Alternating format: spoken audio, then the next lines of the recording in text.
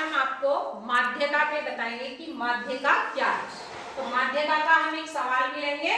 तो सबसे पहले माध्यिका क्या होती है? माध्यिका में जो भी हमें आंकड़े दिए गए हैं उनमें से जो सबसे बीच में, यानी कि जो कि उसे दो बराबर भागों में विभाजित कर दे, तो वो क्या है? हमारी माध्यिका है।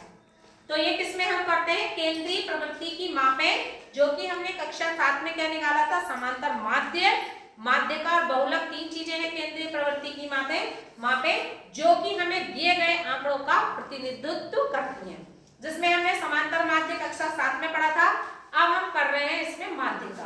माध्यिका में जो भी आंकड़े दिए गए होते हैं उसमें जैसे मान लीजिए हमें एक सवाल देंगे, सवाल से ही समझिए कि माध्यिका, ठीक जैसे मान लीजिए 3 बच्चे खड़े हैं, एक राम है, एक गीता है और एक श्याम है। तो इसमें सबसे बीच में कौन सा है? गीता।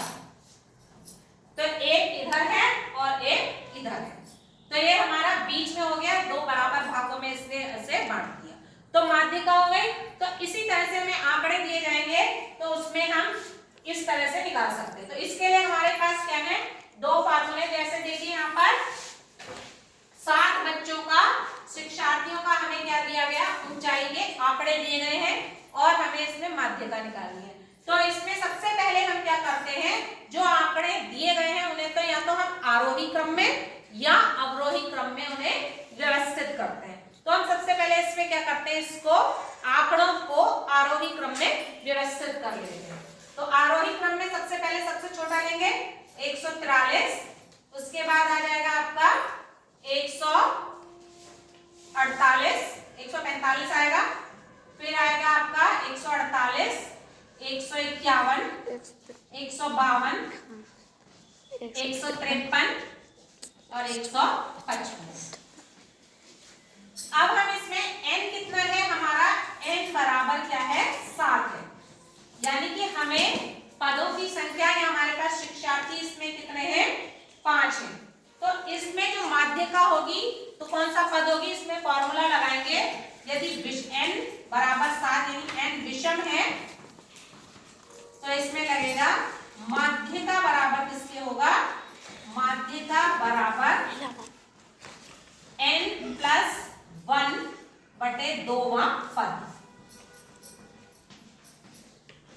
तो यहाँ पर n की वैल्यू कितनी है? 7 है, 7 जमा 1 बटे 2वां पद, तो ये आ जाएगा 8 बटे 2 वहां पद